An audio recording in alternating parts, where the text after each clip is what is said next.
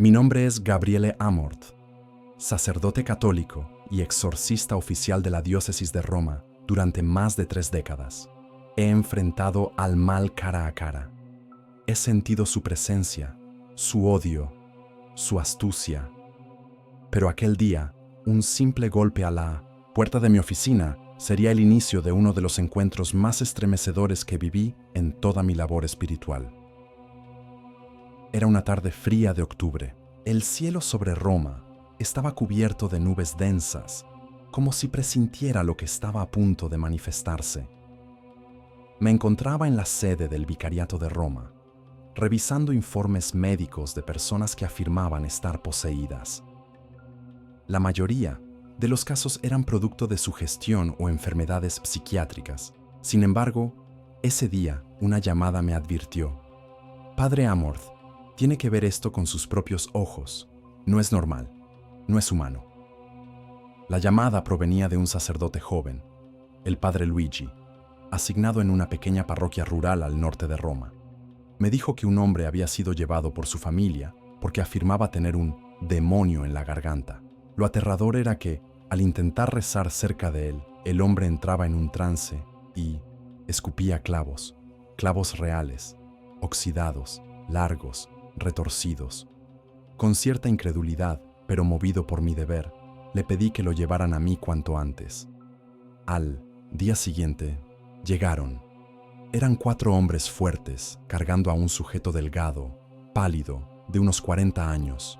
Su cuerpo se agitaba como si cada músculo luchara contra una fuerza invisible. Sus ojos estaban completamente negros, sin rastro. Del blanco, la piel de su rostro tenía marcas de moretones recientes, como si hubiera estado golpeándose contra algo o alguien. Lo depositaron en una silla metálica frente a mí. Apenas se calmó, lo miré fijamente y le pregunté su nombre. Su voz, grave y gutural, no coincidía con su físico. Yo no tengo nombre humano. Sentí que el aire en la sala se volvió más denso. Un frío antinatural me envolvió. Abrí mi libro de oraciones y comencé con las fórmulas preliminares del ritual. El hombre empezó a gruñir. Su cuerpo se arqueaba como si fuera a quebrarse. Y entonces, sucedió. Escupió un clavo. Cayó con fuerza contra el suelo de piedra, haciendo un sonido metálico agudo. Me agaché y lo recogí.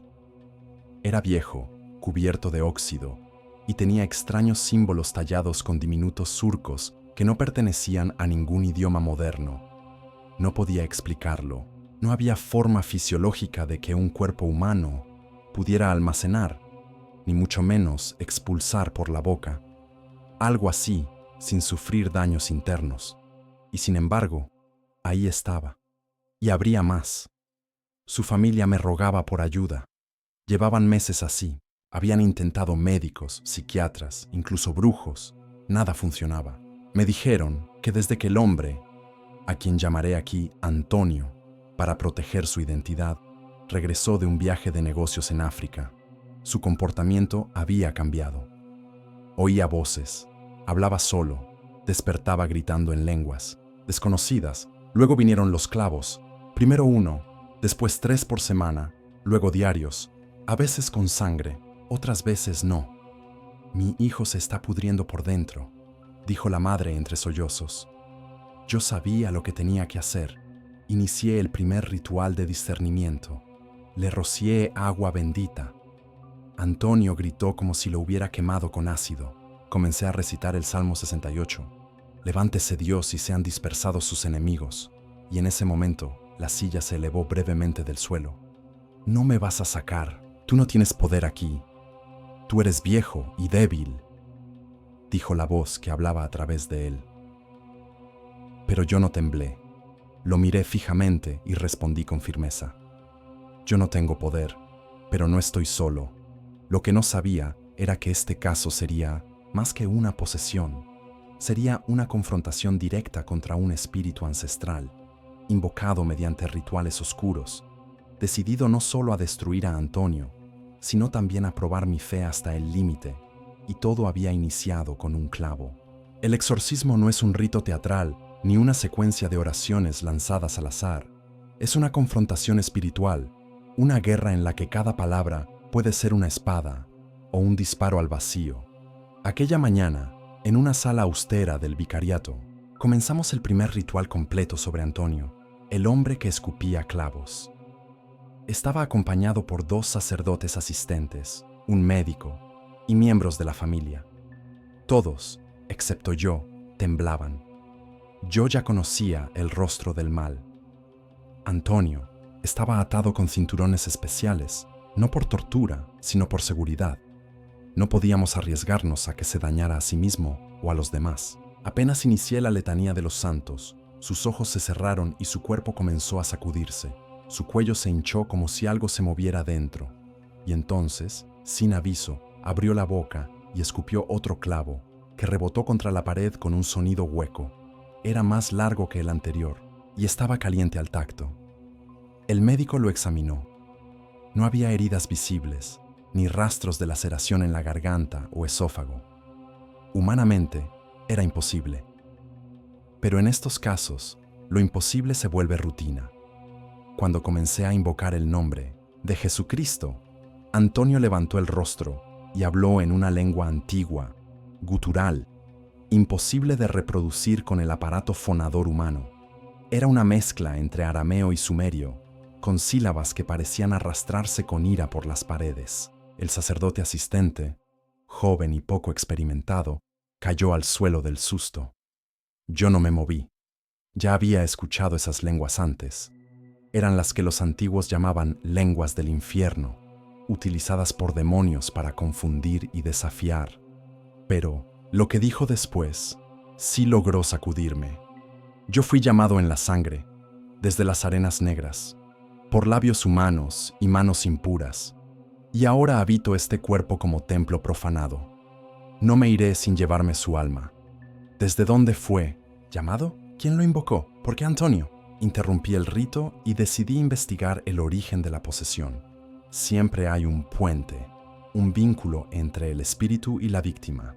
Puede ser un objeto, una maldición, una práctica ocultista, algo que abre la puerta. Hablé con la madre de Antonio. Ella confesó que su hijo, antes de caer en este estado, había viajado por negocios al Congo.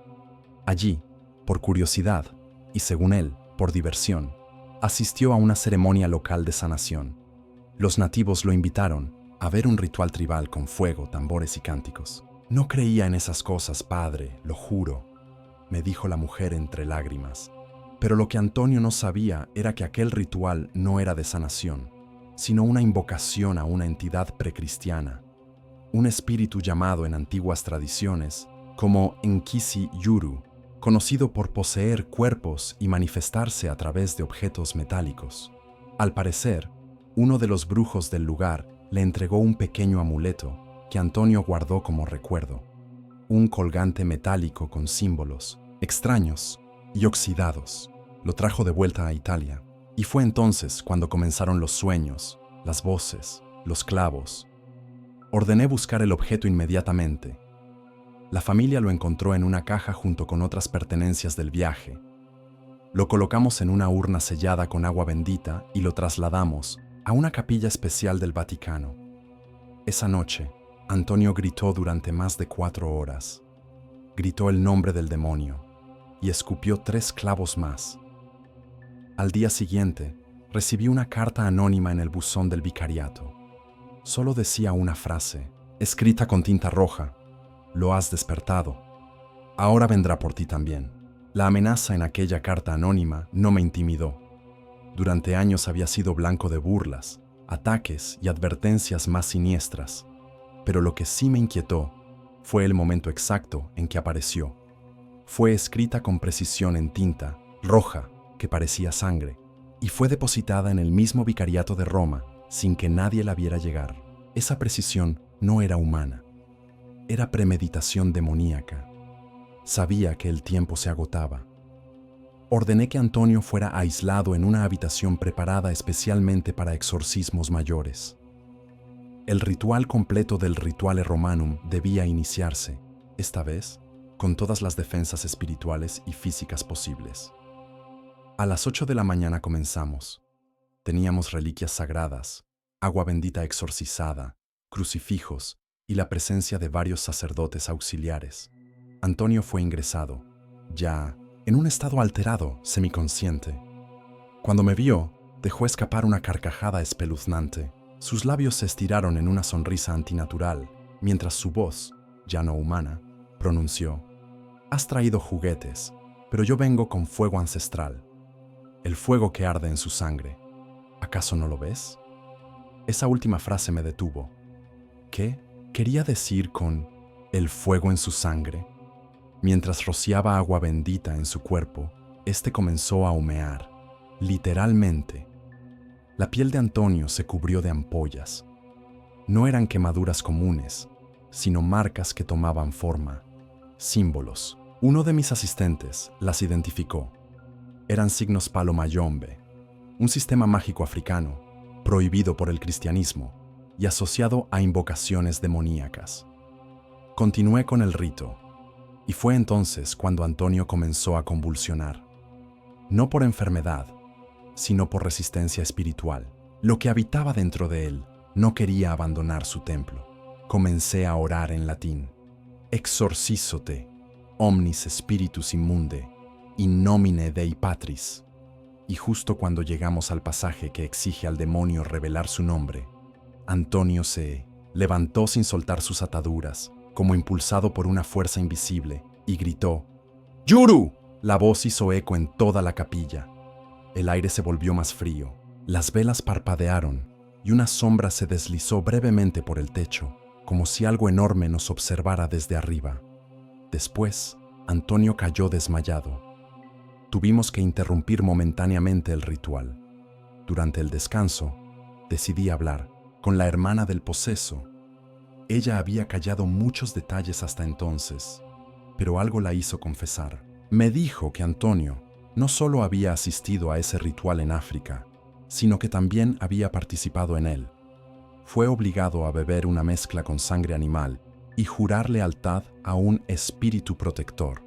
Él no creía en nada, padre. Lo hizo riéndose. Pensó que era parte del espectáculo. «¿Y qué sucedió después?», le pregunté. Esa noche soñó con una mujer de ojos blancos que le dijo: «Ahora moras en mí». Desde ahí todo cambió. Cuando volví a la habitación, Antonio seguía dormido, pero su cuerpo estaba cubierto de pequeños clavos.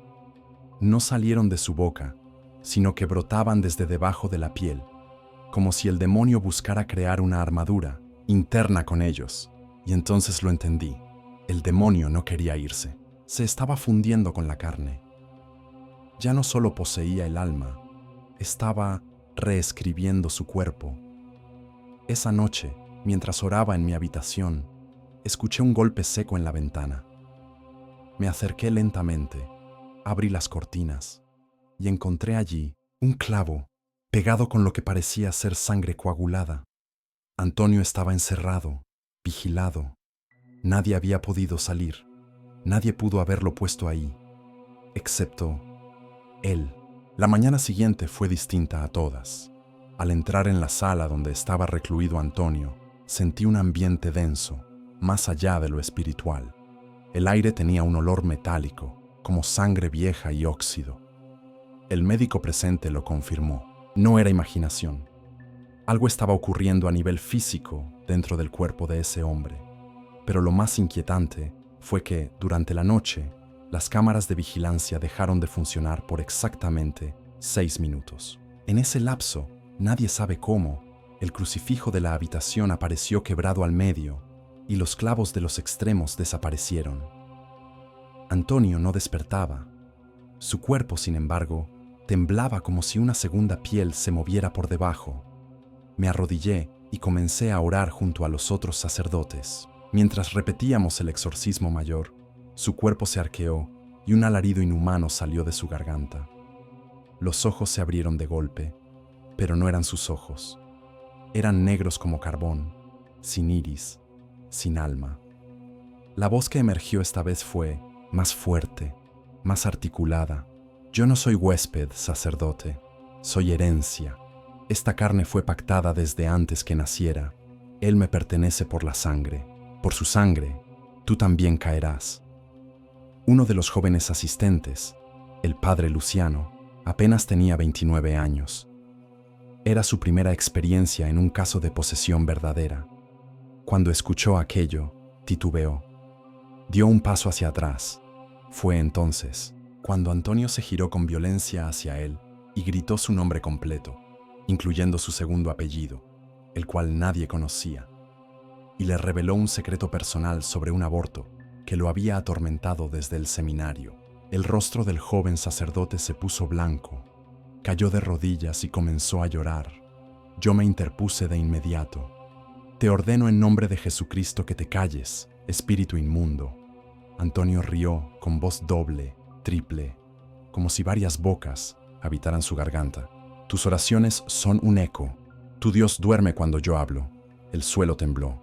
Una grieta pequeña se abrió justo bajo el altar portátil. Las velas se apagaron solas y uno de los crucifijos cayó de la pared sin razón. No era un simple juego de energía espiritual. El demonio estaba enfurecido. Ya no solo resistía, sino que atacaba. Ordené reforzar la habitación con reliquias mayores. Pedí traer una hostia consagrada directamente desde San Giovanni Rotondo, donde descansan los restos del Padre Pío. Cuando la acerqué al pecho de Antonio, su piel comenzó a burbujear. Literalmente. Aparecieron quemaduras espontáneas y los clavos volvieron a salir de su boca, esta vez acompañados por trozos de lengua. El médico se desmayó. No lo culpé. Yo mismo sentí un vértigo interior, como si algo invisible intentara invadirme. Cerré los ojos, recé el Salmo 91 completo, y cuando los abrí, Antonio ya no se resistía. Estaba exhausto, o fingía estarlo. Lo que ocurrió después cambió por completo el curso del exorcismo. Mientras se recuperaba, entre susurros y sollozos, Antonio murmuró: «No me dejen solo. Él me habla cuando duermo. Me dice que todo esto es mentira, que soy él, y él soy yo». Le pregunté qué veía exactamente en esos sueños. Su voz temblaba. Un altar, de huesos, un círculo de fuego, una niña amarrada y una palabra tallada con cuchillos: redención. Me estremecí. Esa visión se asemejaba a rituales reales de pactos humanos, donde se entregaban vidas inocentes para atraer entidades mayores. Entonces lo comprendí. Yuru no era un simple demonio invasor. Había sido invocado por generaciones. Antonio no era solo una víctima, era un heredero. El demonio no estaba ahí por accidente. Estaba allí por derecho de sangre. Y si no lo expulsábamos pronto, el exorcismo no solo fracasaría, el demonio tomaría el control absoluto. Después de lo ocurrido con el joven sacerdote, comprendí que este caso era más profundo de lo que jamás había enfrentado. No bastaba con el ritual. Debíamos encontrar el origen exacto de la posesión, porque Yuru, esa entidad antigua, que hablaba a través de Antonio, no se estaba manifestando solo por un error o una provocación reciente. Había algo más, un pacto, y ese pacto debía haber sido sellado mucho antes de que el joven viajara a África. Pedí a la familia que revisara todo lo que tuviera que ver con los antepasados de Antonio. Registros, diarios, fotografías, cartas, cualquier cosa. Fue su tía abuela quien, con manos temblorosas, entregó una caja cubierta de polvo, rescatada de un desván cerrado durante más de 60 años. Dentro había cartas escritas en dialecto, calabrés y una libreta negra con la palabra promesa tallada en la portada. Traducimos con cuidado cada fragmento. Lo que descubrimos era aterrador. El bisabuelo de Antonio había sido brujo rural en el sur de Italia durante la primera mitad del siglo XX. La familia siempre lo consideró un curandero, pero los documentos revelaban que era parte de una congregación secreta que mezclaba rituales cristianos con prácticas africanas, importadas clandestinamente por esclavos liberados durante el siglo XIX. Habían fusionado elementos de palo mayombe, macumba y brujería napolitana para invocar entidades que les otorgaran poder, salud o riqueza a cambio de una deuda generacional. La libreta negra detallaba un ritual. El elegido de sangre nacerá con la marca del clavo y su garganta será su altar. Esa línea coincidía con los síntomas de Antonio: los clavos, las heridas internas, las voces. Antonio no era solo un huésped, era el recipiente final de un ciclo ancestral. El demonio había esperado generaciones para consolidarse en él, y ahora se fundía con su esencia, desde el cuerpo hasta la mente. Era claro que el exorcismo debía continuar, pero ahora sabíamos que la única forma de cortar el vínculo no era solo orar, había que romper el pacto original. Convocamos un nuevo ritual, esta vez en una capilla subterránea dentro del Vaticano, blindada espiritualmente. Antonio fue trasladado de madrugada, escoltado por monjas de clausura que rezaban el rosario todo el trayecto. Al llegar, me recibió un sacerdote anciano que había trabajado con casos similares durante la Segunda Guerra Mundial. Su nombre era Padre Giulio y portaba una reliquia de San Benito, especial para rupturas de pactos oscuros. Apenas comenzamos el rito, el cuerpo de Antonio se alzó del suelo, sin tocarlo, sostenido por una fuerza invisible. Una voz que no parecía proceder de él, ni siquiera de este plano, comenzó a hablar. Yo soy la raíz, el árbol, la sangre. Me llaman Yuru, pero mi nombre fue antes que el idioma. Prometieron carne y me dieron linaje. Soy lo que les dio vida. Ahora denme muerte. La presión en la sala aumentó. Varios presentes comenzaron a sangrar por la nariz. Las paredes crujieron, pero el rito debía continuar. Levanté el crucifijo y comencé a recitar el pasaje del Evangelio de Marcos. En mi nombre expulsarán demonios. Antonio gritó, no como un hombre, como una manada de bestias, todas al unísono.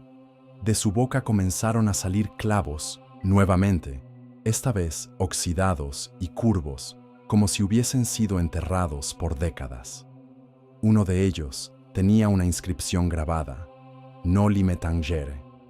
El padre Giulio tomó la reliquia de San Benito, la presionó sobre el pecho del poseso y gritó, con fuerza, te lo ordenamos por el poder del pacto sellado en el agua y en la cruz. Vete, espíritu impuro. Antonio cayó al suelo, convulsionando. De su garganta salió una sombra espesa, como humo sólido. Las luces estallaron. El aire se volvió irrespirable. Y entonces, el silencio. Antonio despertó. Lloró. Dijo no recordar nada. Y por un momento, creímos que todo había terminado. Pero fue entonces cuando notamos algo terrible. En su lengua había un clavo incrustado. Un último símbolo de que Yuru seguía allí, aunque oculto. Tras aquel exorcismo devastador en la capilla subterránea, Antonio parecía haber sido liberado. Su cuerpo dejó de presentar convulsiones, los clavos dejaron de aparecer y su rostro, antes desencajado y siempre en tensión, recuperó algo de paz. Pasó 3 días en reposo, acompañado de rezos ininterrumpidos. Sin embargo, todos sabíamos que el demonio nunca abandona sin luchar hasta el último aliento. Fue durante la misa del 4.º día, en una pequeña capilla del convento, donde lo habíamos trasladado para su recuperación, que ocurrió lo inesperado. Antonio pidió comulgar, se le vio tranquilo, rezando con devoción. El sacerdote que oficiaba la misa, el padre Mateo, dudó al principio, pero tras confirmar que el joven había recibido la absolución y parecía en estado de gracia, aceptó. El instante en que la hostia tocó su lengua, Antonio se arqueó con violencia, y de su boca emergió un alarido desgarrador, como si se quebraran 1000 voces a la vez. Su cuerpo se elevó del banco, levitando medio metro del suelo. Los bancos temblaron. Una figura negra cruzó la capilla, y todos los presentes sintieron un escalofrío tan intenso que uno de los monjes cayó desmayado. El crucifijo principal se partió al medio. El aire olía a azufre. Yo estaba allí. Corrí hacia él con el relicario en alto y grité: Yuru, en nombre de Cristo, te lo ordeno. Revela tu verdadera forma y márchate para siempre. Fue entonces cuando ocurrió algo que jamás olvidaré. Antonio abrió los ojos y por unos segundos vi algo que no pertenecía a este mundo. Su pupila se dilató de tal forma que cubrió todo el ojo. Su piel se tornó ceniza y de su boca emergió una sustancia negra, densa como alquitrán vivo. Dentro de esa sustancia flotaba algo, un clavo más. Pero este era distinto.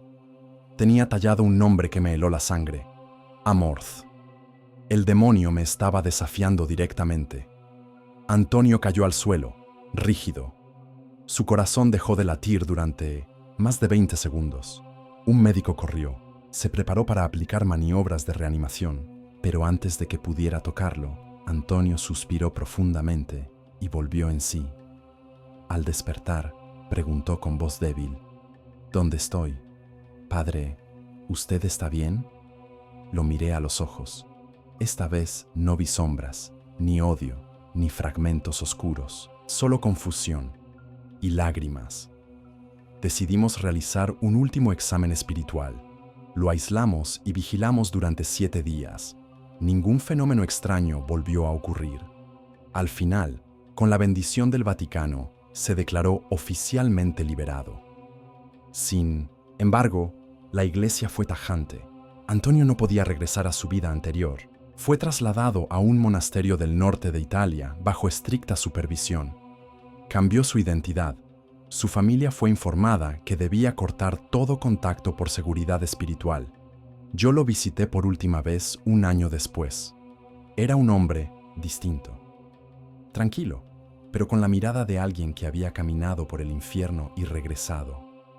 Me confesó que aún tenía sueños, pero no eran pesadillas. En ellos, un niño lo miraba desde un altar y le decía: «Gracias por liberarme». Nunca supimos quién era ese niño.